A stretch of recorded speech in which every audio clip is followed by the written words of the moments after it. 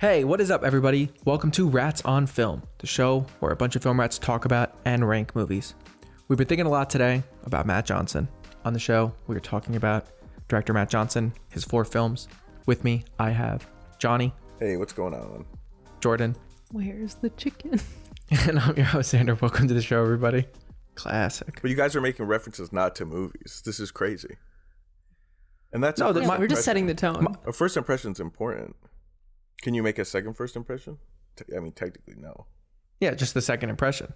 But it couldn't be a second first impression. There you go. Mine was also a reference to the show. All right, we're here to talk about Matt Johnson, a director that the three of us all really like. Jonnie, you're the genesis of all of us knowing about Matt Johnson. You showed me Nirvana, the band, the show. Because how did you discover the show? I used to watch it in college with Webb, who's on the show also sometimes, and our mutual friend Oliver. I think Oliver is the one who discovered it from YouTube, from We Shop channel. That's incredible. That's how he found it. I'm pretty sure. Classic. And we used to watch it all the time in college. So you introduced me to the show, and then we have since, the three of us together, in like one weekend, binged the whole show. And this is obviously in honor of big release coming out just this past weekend. Nirvana, the band, the show, the movie. We all were lucky enough to see it. We saw it at a festival, and then Jonnie, you saw it on like the little tour that they did. Yep. Met Matt Johnson. So great guy. Which is pretty cool. Yeah, he was really, really nice. And they did a Q&A afterwards, but I met him. I mean, he's like a big, big inspiration for me. Honestly, I really admire him. I mean, if you want to be inspired, watch an interview with Matt Johnson. He just is so smart, so driven, so well spoken, and also he just has such a clear vision of what it is that he wants to create. Not necessarily like a clear vision of the final product, but a clear vision of his sensibilities, I would say, right? And I really connect with those. Yeah, and I just love everything he does. Yeah, I think he is a really inspirational filmmaker because of the way he makes stuff, because of the way he talks about his filmmaking. And there is definitely like a real uniqueness, but also he's very true to himself throughout all of his work, which is really cool. He's also very open about being a fan, which I, as a fan, relate to a lot. I find directors and writers and creators in general who are open about being like a fan of other people's works. And I know Matt and Jay at least have talked publicly about like video games that inspired them, movies that inspired them. Like that pretty much is the premise of the show, right? In the movie. But I personally just like am so fascinated by people who are, you know, a fan of stuff that has come before them, and then they digest it in the way that their brain does, and they come out with like something, you know, that says something about the stuff that they love, but in a new and creative way. Yeah, for sure. I've heard him talk about in interviews that he has made things in the style, like especially Nirvana, the band, the show, the original series, in a very DIY style, because that's what he had access to. And I'm a big believer in that limitations breed creativity, right? And I think that he is one of the best examples of that working. And the thing that inspires me about his work is that his DIY style, he has carried it with him as he's become more and more successful. And he didn't abandon it the second he had the opportunity to get more money, right? He kept his personal style and personal sensibility, which a lot of people love. He's just expanded upon it, right? And I think that's really great. Yeah, I mean, I think perfect example is just like after making Blackberry, it winning awards, it kind of being the biggest thing he'd ever done. He went back and made the movie version of the show. Yeah. And I don't think that would have been like the quote unquote smart career move, but I'm obviously grateful that he did. And I think that just shows that he's like true to himself and keeps that like, you know, kind of indie spirit alive. Just like a true artist, honestly, in all senses, right? Like he's driven to make art that speaks to him. And I think it's that thing that I always like a lot too, which is make something that you would want to watch, and there will be an audience out there that also has those types of sensibilities, and like we're that audience, right? Yeah, definitely. You know, I agree with you, Jordan. It's like an interesting move to go from Blackberry, the most commercial success you've had and the most commercial appeal as a product, right? To then go and immediately be like, okay, now I'm going to make a movie for the web series turned TV show that was on a Vice network that's dead now, that you can't even watch unless you go to some weird Google Drive online. I'm going to make a movie for that. Yeah, it's like not accessible. Yeah. Yeah. But it's because he loves the process, right? And he loves doing what he wants to do, like you were just saying, Xander. And also, I think the movie was amazing. It's like one of those things where it's like you follow your heart and the art will be more true to yourself and be better. Hey, if you're listening to this podcast and you know nothing about it, go see it. It's in theaters. All right, you guys want to get into the Matt Johnson ranking? He's got 4 films. Yeah. The Dirties, 2013. It's about 2 students, Matt and Owen. They're in a high school class where they have a project to make a video, and they're being bullied, and they're making a video about killing their bullies. But then it starts to become a little too real. It's a really interesting piece of filmmaking. I think it's honestly really important and really impactful the way that it's done. I feel like the device of the movie that you're watching is like the movie that they were making the whole time. And you're kind of getting sucked into the sympathies around it and the ethos and the empathy that you have for them. And it kind of blindsides you with the way that it goes. Yeah, I had a very visceral reaction to this movie. I just in general don't really like movies about mass shootings, school shootings. I have a very negative reaction to them. Like I saw Vox Lux in theaters and like kind of had a semi-panic attack. Like I have a very negative reaction to those things. I didn't go in blind and I kind of knew it was coming, but I feel like I was along for the ride the whole time because the characters are just so interesting and real, and you kind of feel like they'd be the kids that you know, and just like watching the story devolve quite quickly, but also so slowly and so realistically. I don't know. It just really struck me and stuck with me. We watched this a couple of nights ago and I'm still thinking about how I feel about it. So yeah, I mean, I really love this movie. I think it was like a breakout movie. It was his first movie, but also a breakout movie. And I think it got a lot of buzz, especially in Canada. And we keep talking about his filmmaking style. And I think in this movie, it's used in such a perfect way for what the movie itself is about, because it's about bullying, right? And how the consequences of bullying can be so catastrophic. And I mean, over time, it's just become more and more true with more and more shootings happening, especially in the US. And the choice to film it in this way is so smart, because I think it's easy to look at it and be like, oh, it's not filmed very well. It's not filmed with a high budget. It's not filmed professionally. But you have other filmmakers, like say like Christopher Nolan, for example. You watch his movies and they're so clean, right? Every camera movement is planned and executed. Everything is silky smooth, and all the cutting and editing, everything, right? But his movies are about characters who are always the smartest people in the room. That's his style. And that's fine. Those are all good movies. But I just think filmmaking is a visual medium, and we need to think of camera as a storytelling device, right? And Matt Johnson movies, on the other hand, are maybe not about the coolest characters, maybe not about the silky smooth, suave guys. It's about people who maybe they don't have the answer to everything. And I think that really comes across. His movies are very sincere, and this movie is very sincere.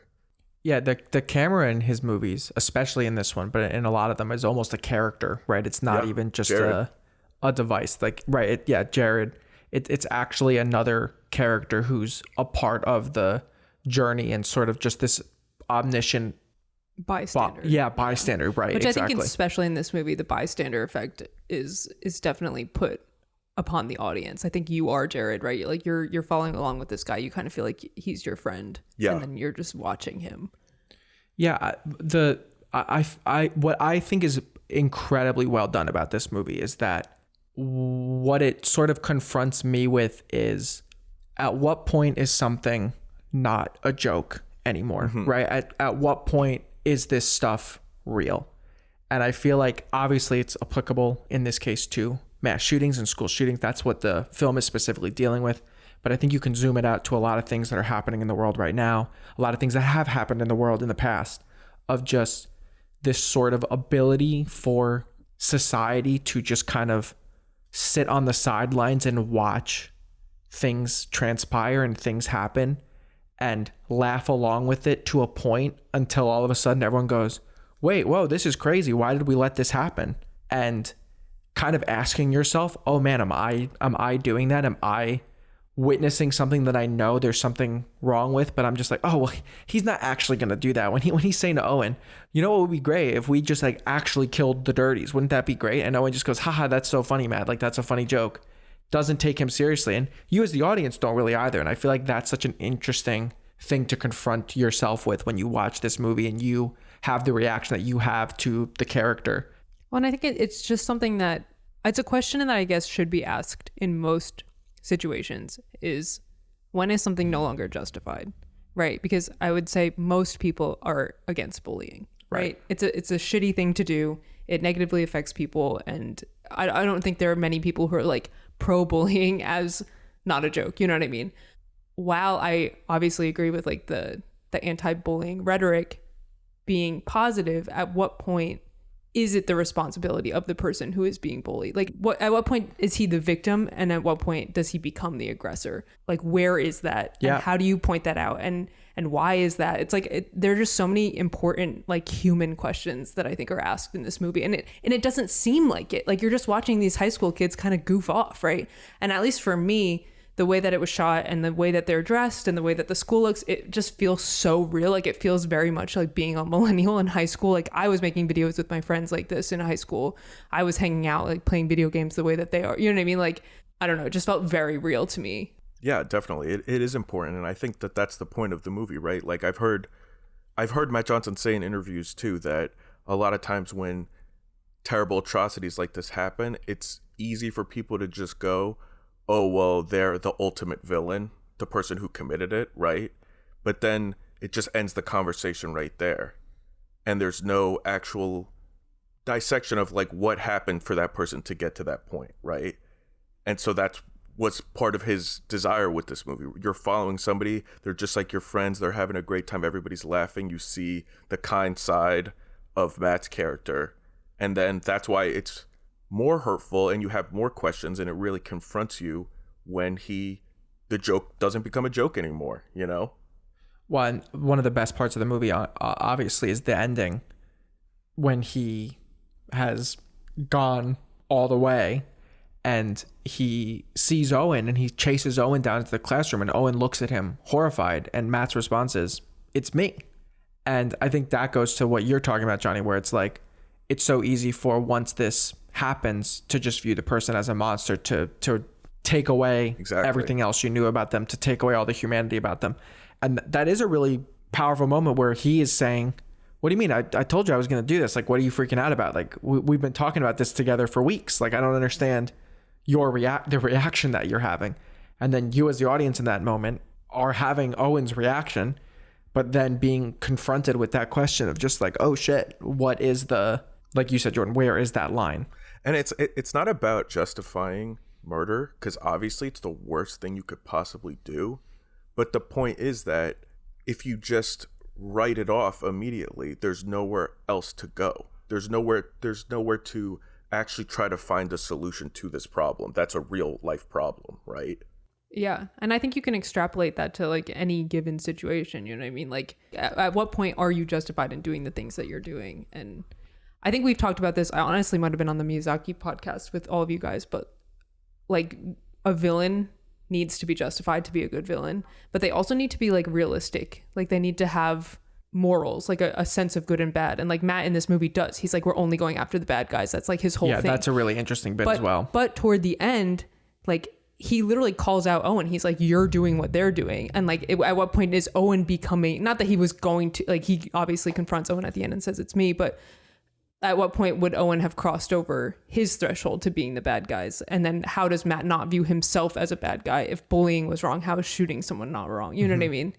It's just so fascinating. Like, it really, I don't know. I'm spinning out thinking about the implications of this movie, which I think is important. I think that's what art should do. And I don't know that this is the movie that I would rewatch the most of Matt's, but in some ways it's sticking with me the most. It is a tough watch because it's very cringy, right? Like, again, it's part of it, you know, they're showing these kids that they're outsiders, they're loners, they're a little weird. There's a lot of like cringe humor. There's a lot of uneasiness throughout the movie as you start to see where things are going to go.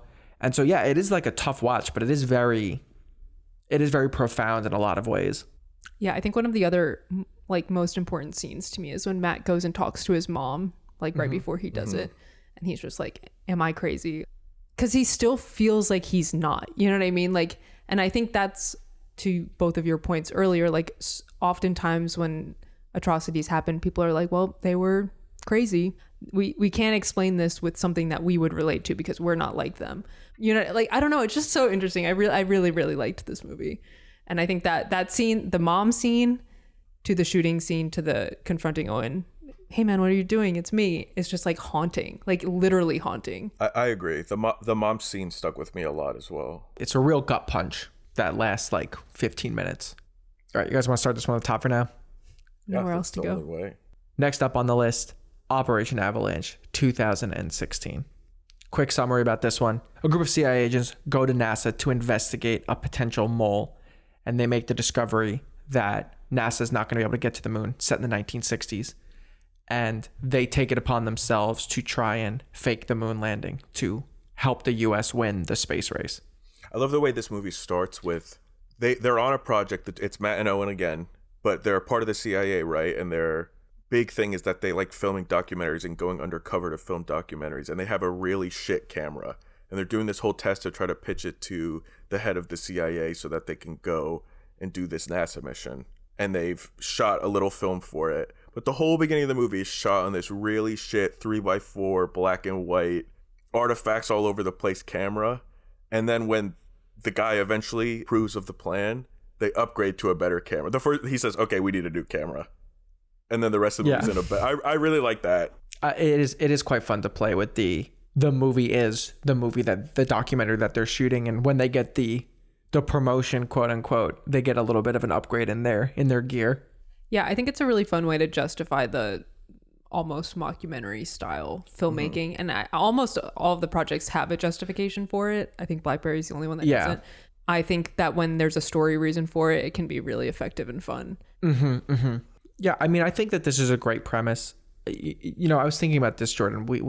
You and I talk a lot about period pieces. You have a huge love for period pieces. That I am fine with period pieces. Like, I'm not anti a period piece, but I don't feel like Xander it elevates prefers an exclamation films. Point piece. That's right. Or a question mark. Ooh, question mark. But I feel like I love a 60s, specifically like moon landing era period piece. I'm fascinated by that stuff. I'm not a believer in the conspiracy theory that like we faked the moon landing, but I like the plausibility of it. I think it's interesting to look at the different types of ways that people think this maybe could have been done or couldn't have been done. I think it's really fascinating. It's just kind of fun. And I like the idea that it's these young, ambitious guys. And I think that that's like a big overarching theme through this entire movie. And it's interesting to watch like how far they'll go. Speaking to the period piece point, I mean, I love the plot, but I think that the period kind of takes me out a little bit with the way that it's filmed. Just because there's something about the way, and maybe it's just because I've watched Nirvana, the band, the show before I watched this movie, but like they feel too modern. I think that takes me out a little bit of believing the period in this one. Like it feels more like the period is just to make it about the moon landing, but it's not like as much in the filmmaking because of the way that they shoot Nirvana, the band, the show, and the Dirties. Like you see so much all the time. It almost felt like we were not seeing a lot, and it was like intentional to keep it period. Well, you got to respect a low budget thing doing a period piece. I do, but I was missing that broad strokes because it's so expensive to do a period piece. And this is literally like I've heard Matt talk about the story of this is he had this idea and they called NASA and told NASA they wanted to make a documentary about the Apollo mission. Can they come film there? And NASA just hasn't really changed that much because it's historical to a certain extent. And so a lot of the spaces that were used in the 60s for the moon landing, just those mission control and things like that, they've just kind of maintained them. And so they just went there under the guise of shooting a fake documentary with no intention of doing that, which is fascinating because that's exactly what the characters in the movie are doing. Yeah. He's a genius. Isn't it? Isn't that crazy? He's genuinely so smart in the way he goes about doing things, right? Like he has an idea and then he's like, how could I do this? Well, I can't afford to rebuild these sets and remake a NASA and do all this shit. And he just puts himself out there in the best way. I think the Matt Johnson way of filmmaking is like the ask forgiveness, not permission. Oh yeah, 100%. Yeah, for sure. And I mean, obviously, if you're going to do that with like literally NASA, you're doing it on the highest level. That's crazy, but full support, and I love it. Speaking about the Matt Johnson way of filmmaking too, I love the editing in this film. Yeah. Big shout out to Kurt Lobb, great editor. The way that the tension is built in this movie through the editing. I feel like the construction of some of the scenes, especially in the back half of the movie, when stuff starts to ramp up, and there's something about the way that some of the sequences are really long and not very cutty, and some of the sequences are almost more montagey, and the juxtaposition of those two things I feel like really elevates the emotion that you're getting out of that. When there's these montages of Matt editing the movie, there's like this kineticism to it, there's like this energy that's like propelling you along, like him, like he's so excited to get this done and to get this movie made. He's cutting the film over and over again. And then there's the car chase, which is such an amazing sequence. Yeah. That's just this really long oneer. I think like the juxtaposition of those two things as like a form of editing is really great in this movie. I think the car chase is actually insane that they did it for It's low budget. crazy. It looks so good. It I looks think it great. like It looks insanely honestly good. looks as good as the one battle after another car stuff. Like at the end of that movie, I thought it was amazing. Jaw all the way on the floor. It was just so well done. How did they do it? Do you want to know what else is so well done and insane? And this is like so filmmaker nerd thing. Did you think about how they did the Kubrick stuff? Elaborate. So like he goes on the set of 2001, right? And like he gets an autograph from Stanley Kubrick and all of this stuff.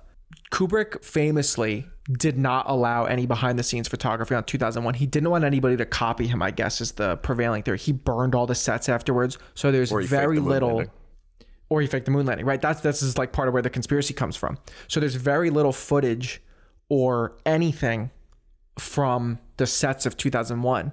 What they did was they basically took the few stills that existed and then projected them in 3D onto green screens where they rebuilt the sets. And they talked about how like Jared and their VFX producer had to sort of reverse engineer like what camera lens and focal length do we think this photo was shot at, so that they could set the camera up in the same spot, rebuild like a fake version of the set, and then literally have stills of Stanley Kubrick's face like projected on and tracked back onto like actors in the set.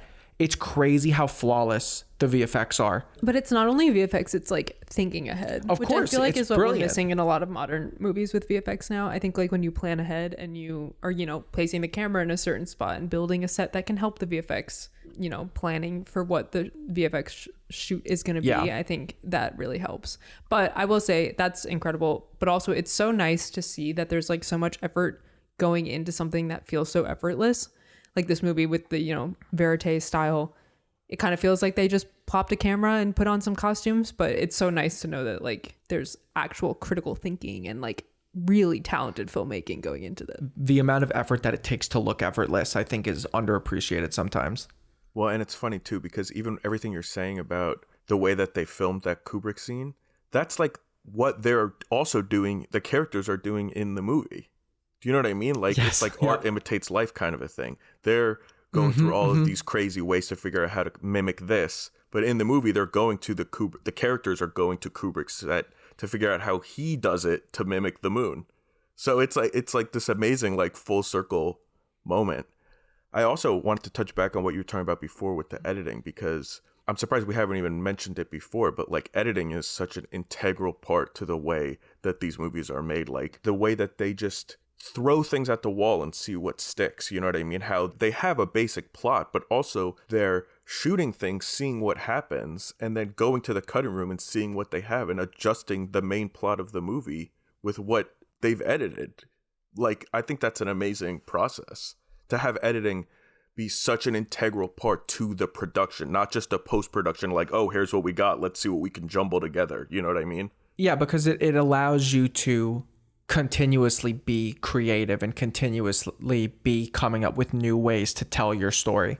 And it's spontaneous. One thing that I really appreciate is that when they're blending the characters with real people, it never feels like it's at the expense of the real people, and it never really feels exploitative in a way that I think sometimes stuff that uses real people for like a punchline or what have you, even though those people might not be clued into the plot, like I understand that that they're just like acting naturally, it feels like they're acting naturally in a way that like respects them as human beings. Yeah, because I think their purpose is not to trick people necessarily. Even though it might seem like that on the surface, I think the purpose is to find spontaneity in moments, right? And when everything is not written, that's exactly what you get. But also that's like the plot of these first two movies, right? It's like what is real and what's not, and how do you react? Like this movie is asking you, like, did the government do this? You know what I mean? Right. Was it a conspiracy theory? What do you think? So it's like, what do you think while you're watching it about the people making this film? But also, what do you think about the thing we're making the film about? And the Dirties is kind of like that too. It's so smart. It's so smart and cool. I just think that there's so much room for a completely different viewing experience and a completely different feeling you can get through different filmmaking and editing and improvisational styles. I agree. And then also to like build off of that and shout out Matt, he's more experimental in the way that he approaches it, but there's still so much intentionality, whether or not he knows that when he's filming it or he finds it in the edit room, and they build it and they go back and shoot stuff. I don't know the process, but it's still intentional. Oh yeah, and I think it's all valid. That's how my point as well. Like not one is better than the other necessarily, but they factually speak to you in different ways. Just the filmmaking itself, not the plot, you know? And I think something like a plot that's asking you the question, what is truth, or what do you believe, using this approach is just so like important. Yeah, just the meta filmmaking of Matt Johnson, you know what I mean? Obviously it's meta in the sense of like the movie you're watching is the movie that they made about them making the movie about the moon landing, which is like, well, what? But also what you're saying, where the themes and the thematics of that play into the way that they're constructing their art. I mean, he's incredibly self-aware too, which allows him the ability to have that.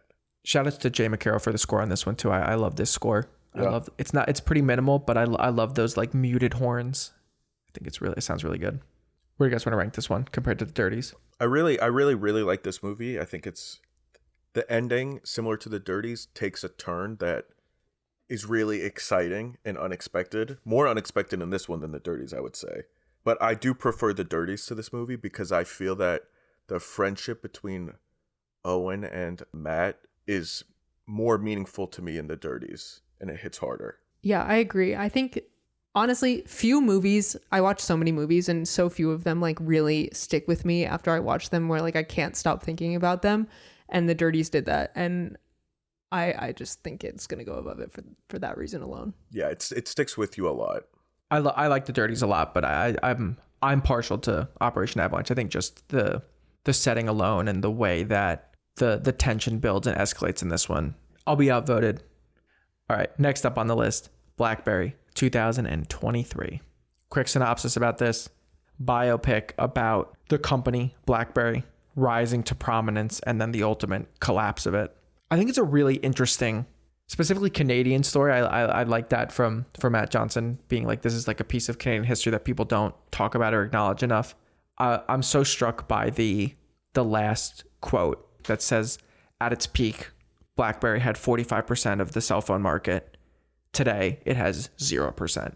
Yeah. Like it's not just like it fell off. Like it was number one and now it's number three. It's just completely gone. And it's something so interesting about sometimes being first isn't always the best. And it's a really interesting study of that, I feel like. Yeah, they fell not just off a cliff, but into an abyss. Yeah, seriously. I do think I really love this movie, and I think something that's really interesting about it is, as a fan, like we keep talking about how big of fans we are of his work, but there are such clear parallels in this movie to his own experience as a filmmaker. Like he's a very, very proud Canadian. As you said, this is a very Canadian movie, and he's talked at length about the difficulties being an indie Canadian filmmaker to just make the things that you want to make. And that's basically what this movie is about, right? Like Mike Lazaridis, right, is a character in this movie who is incredibly smart, but maybe not the most confident and not the most business savvy, but he has a clear creative vision that he wants to make to help the world, but he can't do it without the help of Jim Balsillie, played by Glenn Howerton, who is a complete shark, you know? Yeah, it's a really interesting like two-hander, right? Like yin and yang sort of relationship that they have with each other, where Jim Balsillie has no tech knowledge, no ability to like see the future or anything like that, but he knows how to sell a product, he knows how to market a product, he knows how to run a business. And Mike is the exact opposite. And it is sort of this story where it feels like, had they not found each other, like obviously, like Jonnie said, it didn't just fall off a cliff, it fell into the abyss, but had they not come together and whatever alchemy that was between them, that maybe never would have happened at all. Yeah, I think the movie does a really good job at balancing their two characters and the dichotomy of it, and how they each have their pros and their cons at their ability to make this work, Blackberry work, right? Mm-hmm. And how they kind of need each other, but how also they are ultimately each other's downfall, right? It's really an interesting partnership. Yeah, it's like a completely symbiotic relationship until it's mutually destructive. Yeah, sure. And like it's such a quick turn for them. And I think the little idiosyncrasies that both characters have, they obviously have clear goals. Both of them have clear goals. And at times their goals are completely aligned. And that's when you have the success of the company. But then when the goals differ even a little bit, there's so much friction.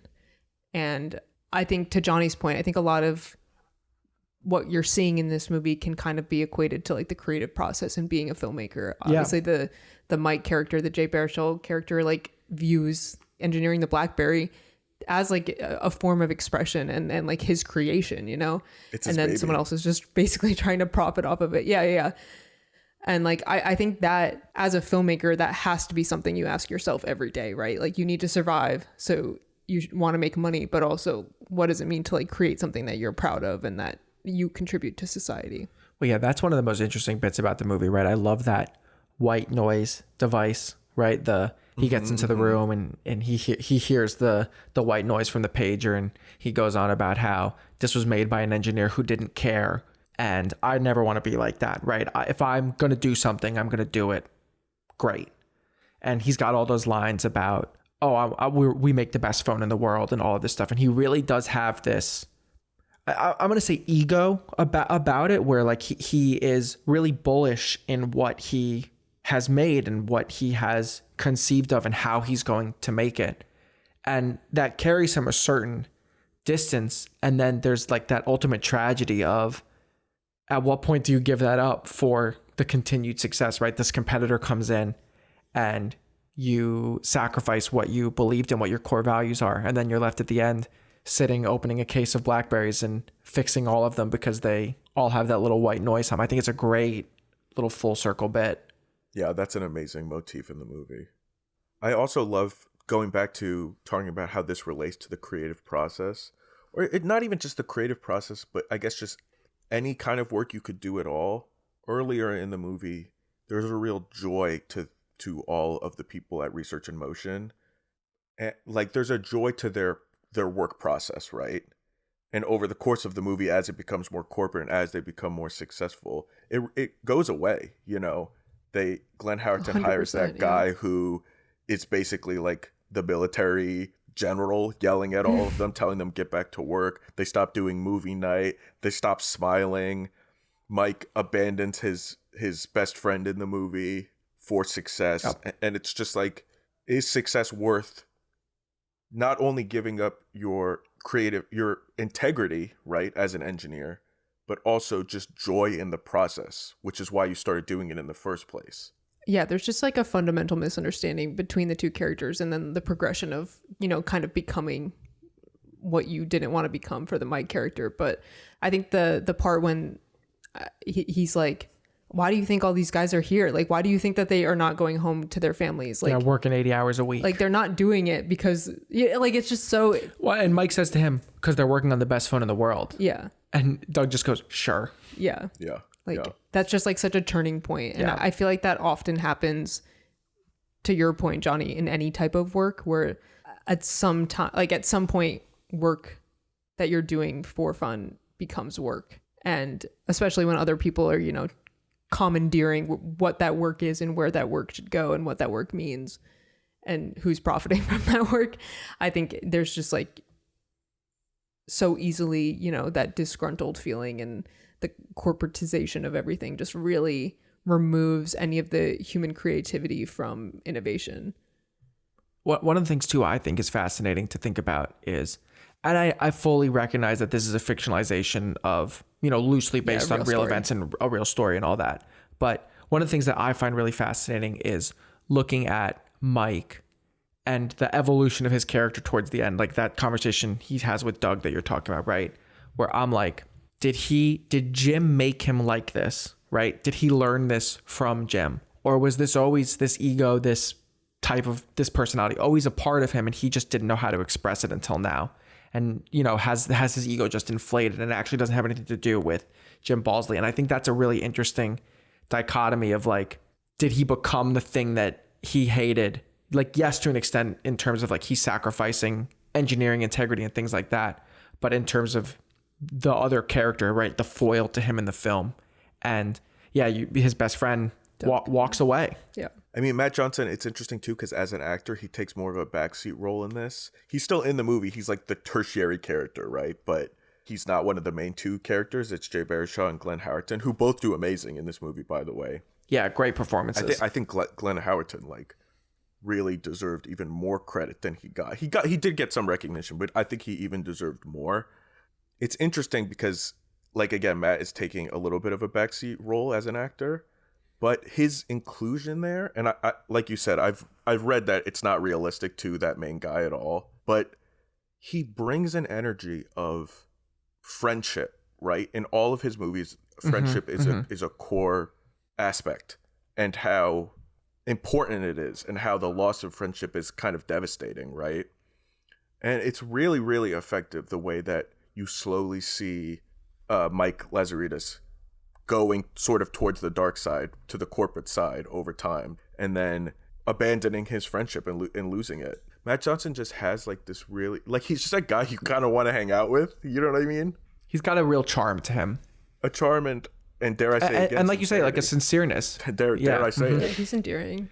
Yeah, one thing also, like, obviously this movie is based on a true story, but I do think choosing to make a movie about this subject matter in 2023, you can't not think about just like the implications about technology on the world. I think this is like the rise and fall of like a small tech company in this huge boom that we've had, but I think you can also just like compare it to any sort of technology and like how humans rely on it and how quickly things change and why we are even doing what we're doing. Because I feel like at a certain point, they're like, oh, the Blackberry will help innovate. But at a certain point, is it even helping anyone? We're kind of just on this like manufacturing train that is going too fast that we can't get off of now. And like, we never really stopped to ask, was this the right thing for us to do? Like, why did we need to be able to email 24/7? Well, and it's also the way that capitalism, they'll change whatever it is to get more money out of people, right? Because in the movie,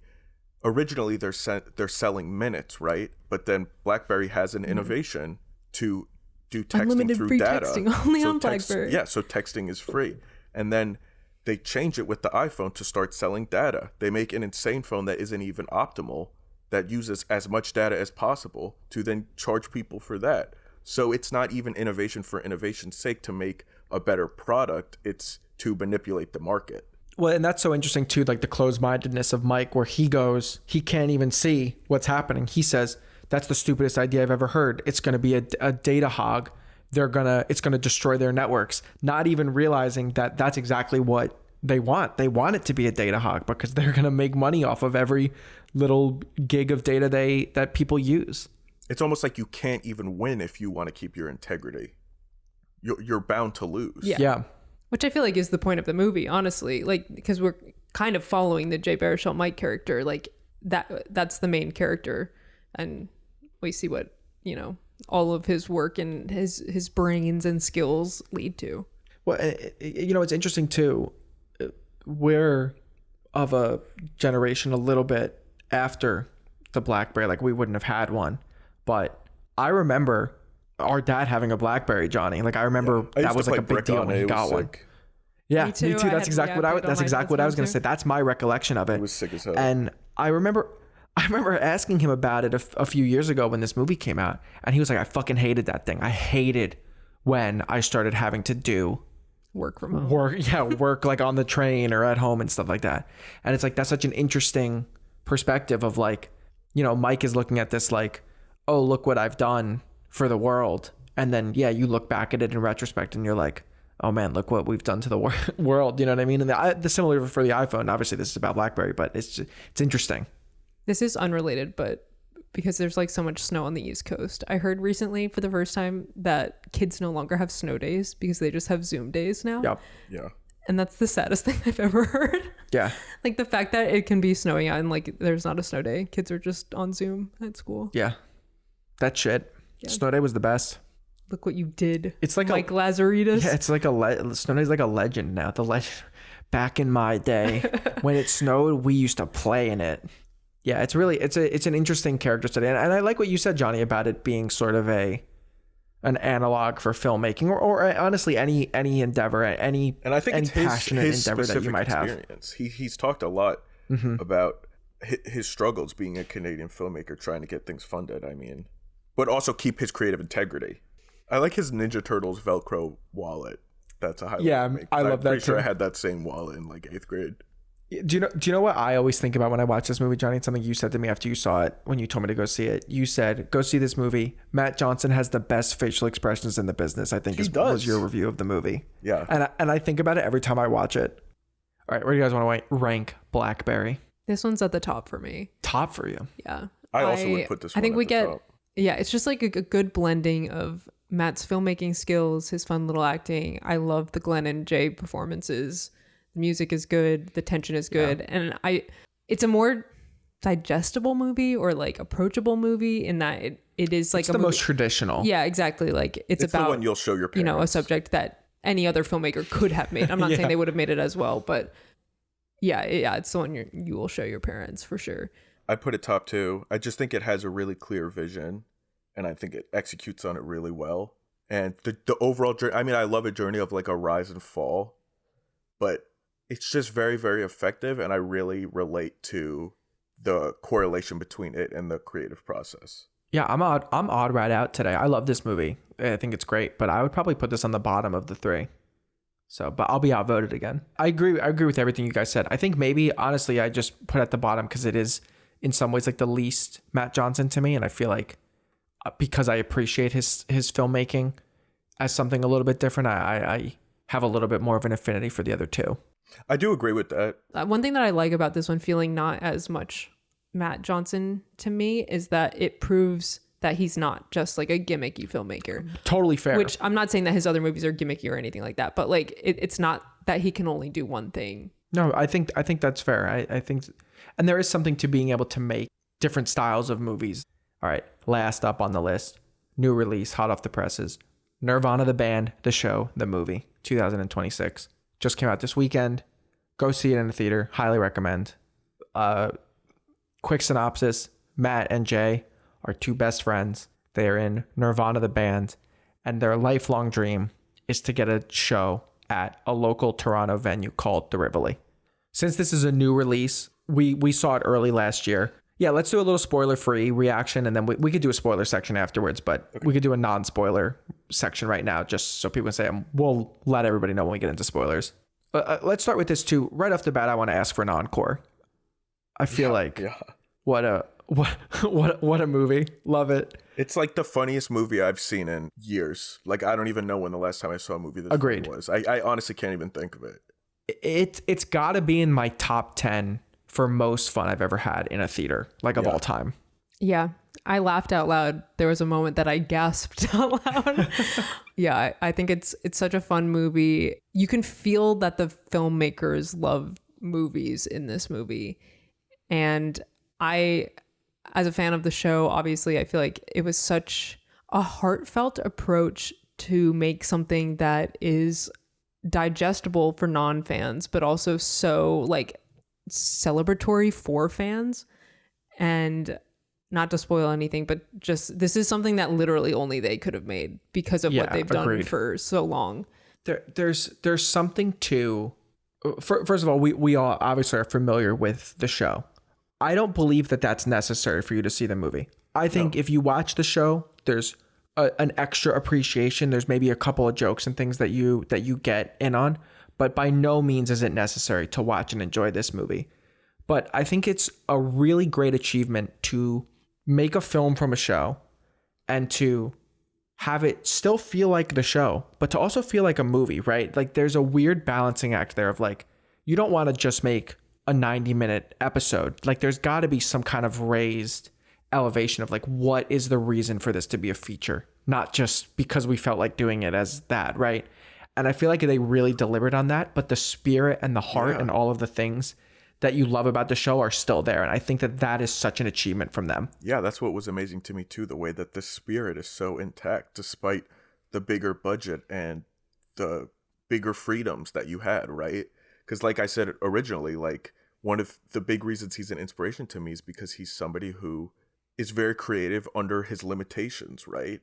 But then the limitations become less, but you keep the spirit. Like that's a really amazing and something that should be celebrated. I really feel like anybody could enjoy this movie because if you're somebody who ever in your life has had the dream of being successful and creating something with your best friend, like you would relate to this movie and you would completely understand it. And who doesn't have that dream, right? To want to be able to do stuff with their best friend. You know, too, we were talking about like his filmmaking technique, and I feel like it's sort of the culmination of like a further perfection of a lot of the stuff that we were talking about, especially with like Operation Avalanche. And I know it's true of the Dirties as well, but sort of this like, how are you building a story as you go? Yes. You know, they talked a lot about the process of iterating and shooting something, going back into the cutting room, seeing what worked, 5% of that worked. Now, how do we build off of that 5% that worked? And it's a fascinating way to make a movie because, you know, in my opinion, the end result is incredible. I think they said they shot like 200 days of photography on this movie, which is an insane number, which is just absolutely insane. But that affords them is so much ability to craft the story that they're telling. One thing I love about Matt and Jay and their interviews is that they're like so tongue-in-cheek about what is scripted and what isn't and what's real and what's not. They'll never say. As they should be. I love that. Like, I love it. I love that they're like keeping the magic alive, the magic of filmmaking, and also like not, I don't know, it makes it so much more fun to watch when you don't know and like they're just being coy about it. And I love that about them. I think that's really fun. Yeah, definitely. There's an era of mystery to all of Nirvana, the band, which is so enticing. Yeah, I think it's so cool that it kind of feels like something anyone could do, but also something that only they could do. And I think that speaks to their creativity and their talents, filmmaking, music, acting, whatever. But like also it's so grounded that it does feel like just two guys hanging out. And I'm sure sometimes it is, you know, like sometimes it is just, you know, Matt, Jay, Jared, and just walking around and filming stuff. But throughout the process, going back with the editors and watching stuff, they're like constructing something. And the balance between something that feels literally so easy to do, but then constructing a whole story with like technical elements and everything, it's just probably something only they could do. I love it. What we're saying is definitely go see this movie. You're doing yourself a disservice see it on if the you're biggest not screen seeing it in theaters. you can. Huge recommend from the Film Rats. It's a really, really fun time. I think anybody would have a fun time watching it. Matt Johnson, more like Rat Johnson. So spoiler section coming up. I'll put a timestamp at the end for where the ranking happens if you don't want to have spoilers, but you want to see where we end up ranking it. So if you've not seen the film, go see it in theaters now and then come back and listen to our little spoiler chat. What a fucking insane movie. Yeah, I mean, I went into it purposely looking at nothing. And so I didn't even know that, like going straight into spoilers, that it was a time travel movie. And let me just say, the way that they figure out that they had traveled back in time is absolute insanity. First gasp of the movie. That part is there's two big gasps funny in the movie, and that's number one. What's your second one? When Obviously, Jay shoots the guy. Yeah, that was the loudest I've gasped in theater. Yeah, that's the big one. Yeah. Okay, wait, let's go back for a second to the time travel. So funny. First of all, the fact that they use orbits lightning in a bottle. Like again, we talk about like Matt being a very proud Canadian. This random, obscure, discontinued Canadian beverage. The slogan working perfectly for the gigawatts they need to do time travel. But it's an amazing MacGuffin. It's an amazing MacGuffin. It's so good. Well, and it's amazing too because like the whole thing with Nirvana the band is that they are two guys who are like stuck in the 90s. No matter how much time goes on, they can't move on from it. So of course they pick something that's of that ilk, right? Something extremely obscure. Like it fits perfectly. And then the reveal of them going back into 2008. I couldn't have been better. It's so funny. Again, best facial expressions in the business. Matt's face watching The Hangover, so good.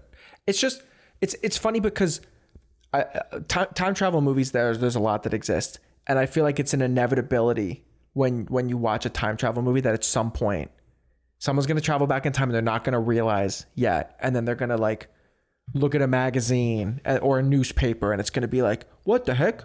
No, 1955. I thought I was in 85, right? Like that's how it works. And like, that's totally fine. What a creative and clever and Nirvana the band way to do that reveal. It's literally crazy. The unedited Black Eyed Peas song. Yeah. I forgot about that. The other thing that's great about them going back in time is like, again, there's a lot of time travel movies and always the plot is, what are you doing that's changing the future, right? That's always the main aspect of the plot.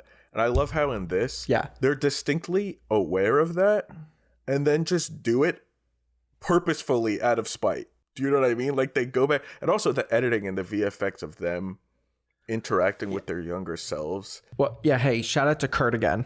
I mean, crazy. Yeah, they have two editors on this movie, Kurt and Bobby. And from what I understand, they are the ones that pitched the, hey, we could actually make this work of like you guys interacting with yourselves. And they took it upon themselves to go through all the old web show footage and all of this stuff and basically reconstruct scenes and be like, and then we shoot you here and you here. But yeah, the planning and the execution of it, it's flawless. It looks so good. Yeah, I mean, it looks so good. Obviously, it's helpful that they had old footage, right, that they can like interlace and intercut, but specifically the scene in their old apartment when they're interacting with, and they're like standing on the couch, him sleeping on the couch. That goes back to the Kubrick thing. That's filmmaking. They're you know really like, talented that's like, filmmakers. Yeah, that's planning. That's you're thinking about what you're going to do ahead of time. So like for how much is just on the fly and is improv, there's also so much planning and like smart filmmaking going into the plan.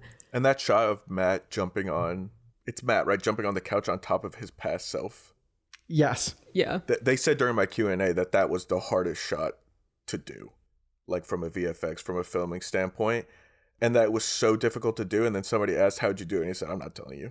Yeah. Like as a former VFX artist, whenever I see stuff like that, I'm always like, where's the seam? Like how'd they do this? Yeah. Couldn't tell. Looked amazing. I love the scene when they interact with them, like their young selves on the street outside. Yes. And they're like on the same street. It's so clever. Yeah, it's great. It's really fun. So fun. Like it's so fun also to see them grow up in these characters. Like it actually is really fun to see like baby Matt and baby Jay walking down the street and then cut to them now. And also kind of a through line in all of these movies. The heart of this movie is about friendship, which I think is obviously the culmination of the web series, the show, to this movie. It's like the whole thing is about their friendship, but the way that they have like their little breakup to falling out, like, and then it all comes back around. It's just so cute.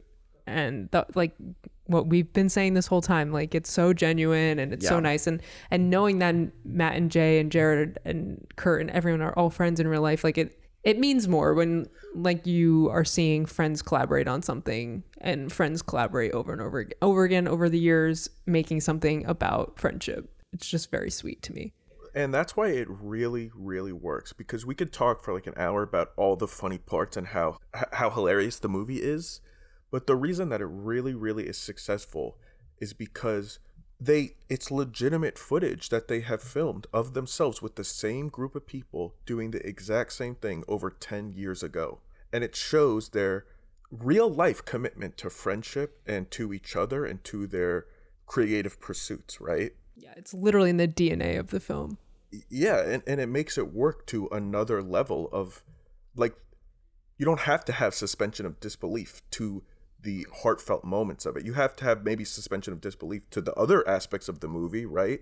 But to the actual real life friendship, you know that it's real and it really comes across, and it just makes it so successful.